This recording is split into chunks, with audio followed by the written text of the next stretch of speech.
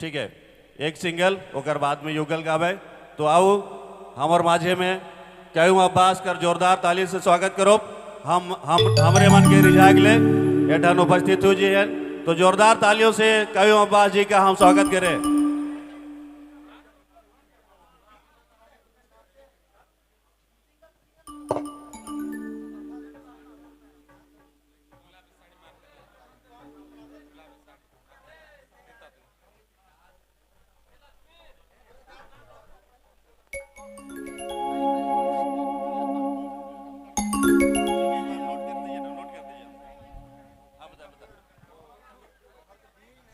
Hello प्रीतम जी, stage में आप आए। प्रीतम तुम्बा प्लेयर प्रीतम जी।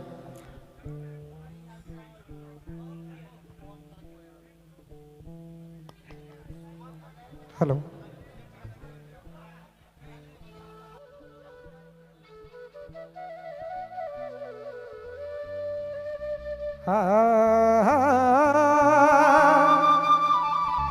चलो हमरे के पुरखा कर कुछ कुछ गीत मन के याद करे के चाहिए। हाँ अरे राने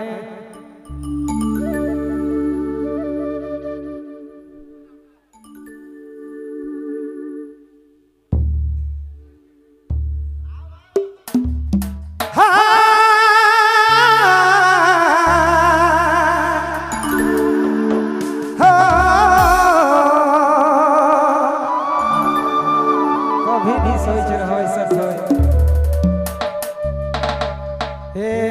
हाय रे रानी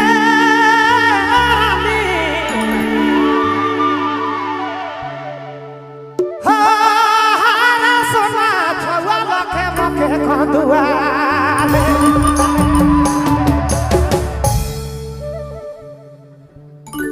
आधे दिन रानी दिल के सोना